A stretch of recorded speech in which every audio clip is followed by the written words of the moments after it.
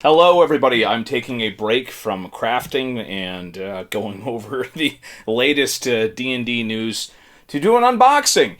This is the first Kickstarter box from Blacklist Games. However, there is a massive story behind this. If you want to skip to the unboxing, just go to the time frame listed in the title right now. For everybody who wants the very short version of this, Blacklist Games screwed up. It's a very good example of why you can never truly trust Kickstarter. Kickstarter is not a purchase. Kickstarter is a funding method. So there's never really any guarantee that you will get your stuff. Now, I think a lot of people were fooled with Blacklist Games because they already had a successful Kickstarter where everybody got their stuff. And so everybody expected that this was going to work out great. Unfortunately, what happened is that they had some very paper-thin margins. The people that were the faces of the company, who were the public faces of the company, weren't. They were basically just, I guess, idea guys. I will link a website below that will have more information about the whole goings-on. But the big thing is that apparently they had paper-thin margins for their shipping and stuff.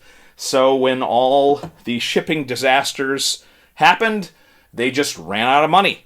And everything was sent to a warehouse in Texas where it just sort of sat there. Now, I want to note, it is interesting that they did find the money to send everybody in Europe their Kickstarter pledge. Now, that's interesting because really the only difference between the Kickstarter backers in Europe and the Kickstarter backers in North America is Europe has stronger consumer protection laws. So that probably played a big part in who got their stuff and who didn't. So what happened, eventually Quartermaster Logistics, the company that owns the warehouse, who ships out stuff, they work with a lot of Kickstarters, they just never got paid. So eventually they came up with the very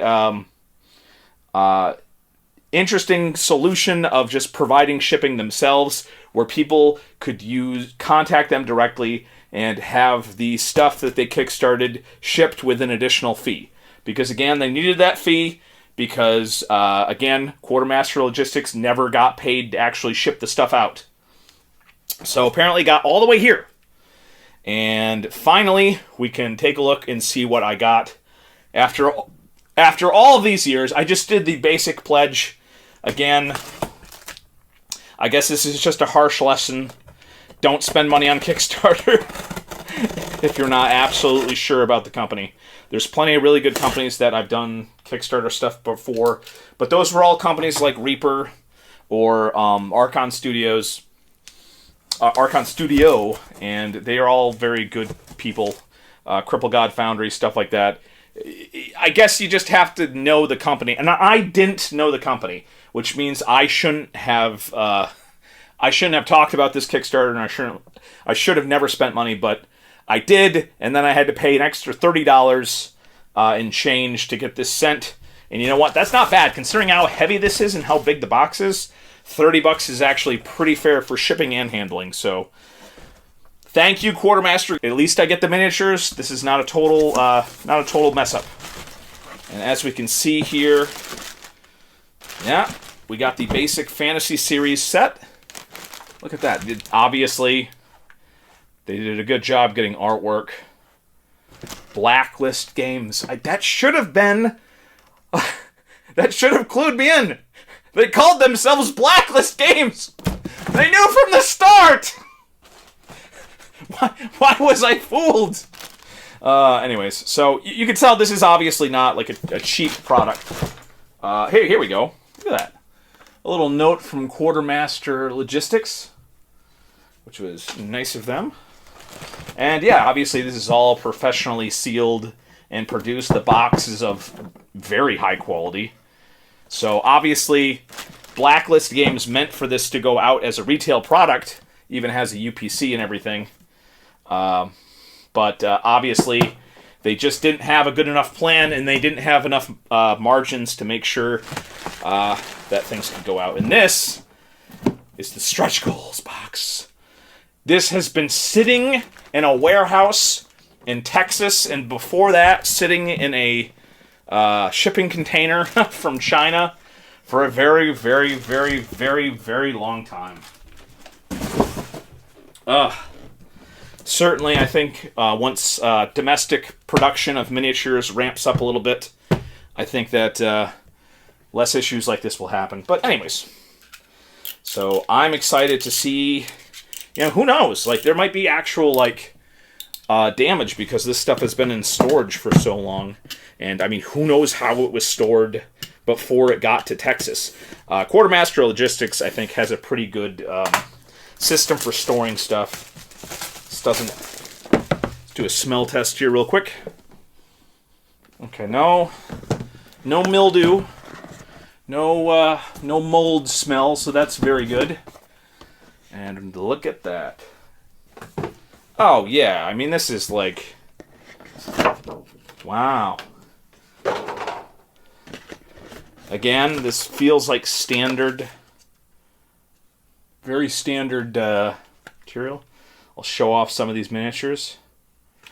Let's pull out Kobold. A rather large Kobold. Has a 25mm base. Still a... Ooh. Okay. Okay. I don't mind the material at all. Surprisingly, that's some sturdy...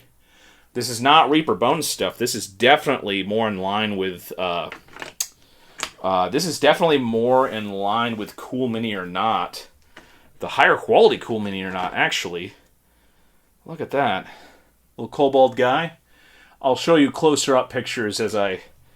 Right now I'm just kind of testing out the flex. Yeah, this is a very good material. It's definitely not the cheaper PVC style material, which is surprising. I assumed this would be a much more flexible material, but it's not. This feels like the sort of stuff that will take paint really well. We got the little worm guys here. I think these are supposed to be like troglodytes, maybe? It's been so long, I don't even know. This is like seeing these for the first time. It's tentacle? Yeah, kind of like a slimy tentacle. Yeah, see, that's an interesting sculpt. Interesting sculpt. Translucent material. A slimy slime type thing with a weird tentacle thing, so... Again, very good translucent material. Yeah. And then we have the second layer, which has some very nice looking orcs. The goblins, I'm not so happy about those goblins. Those kind of look like, yeah. The little halfling gnome guys. Ooh, little monk. That's a nice miniature there. No obvious mold lines. Let's check out the knoll. Yes, knoll's got some mold lines. There's a big mold line there. Slight wing set, yeah. So there's a little bit of cleanup on these that need to be done. But again, I'm actually like, that's some pretty good material. That's yeah. I would say definitely the material is definitely material that is meant to be painted. Yeah. So there you go. That's the main set of miniatures. I thought this Kickstarter was actually really good because, again, they're not bothering with any extraneous stuff. It's just miniatures. I thought then their Series 2 was actually a little bit confusing about that. But now we have the big box. This is the box that has the dragon and stuff. If anything's incorrect or anything, by the way, there's nothing I can do. I see a lot of people selling these... I see a lot of people selling these on eBay already. So, put this over to the side. Ooh, once again, pretty good quality box. Ooh, ooh. Yeah. Yeah. I'm a sucker for miniatures, what can I say? We got some little robot guys. Little golem style, automaton style guys. We got a lovely rogue miniature there.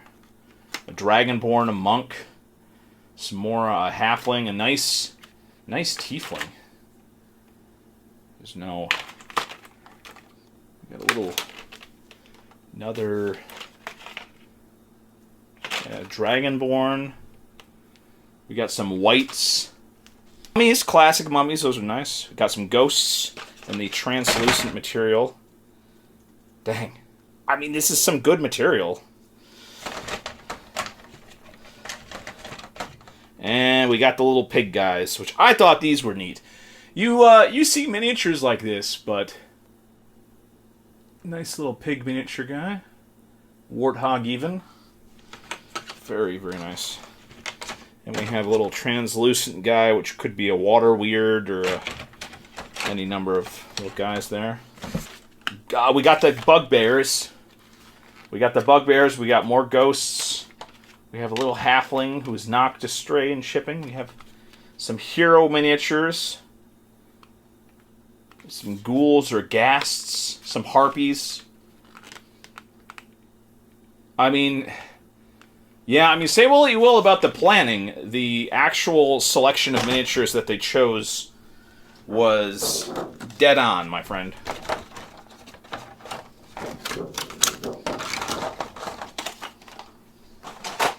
And then we got the big boys.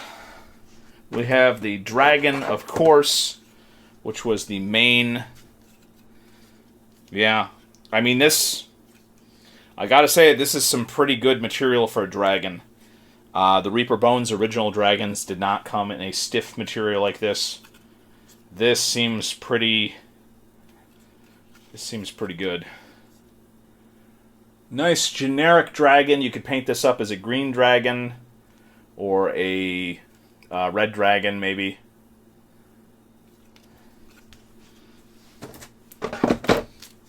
Very nice. We got some ogres. We got a lovely devil guy here. Very cool. This is definitely a Warhammer inspired sculpt. Look at that Soul Calibur weapon here. Huh. The eyeball. But I mean... And we have... It looks like a troll guy. Mayhaps. It's a very cool sculpt there. Very nice. I like the sculpts. Then we got the giant. That's a cool looking giant. That could be painted up as any number of giants. Very cool. And we have a mound that is shambling. Certainly don't want to go over any intellectual property that Wizards of the Coast might want to claim. That's cool. Got the big mushroom on the back. Like that. Alright, I'm going to get some closer shots of some of these miniatures, but overall, I gotta say, I'm impressed. And you know what? I'm glad that Quartermaster Logistics got their stuff figured out, so I was able to get these miniatures sent my way.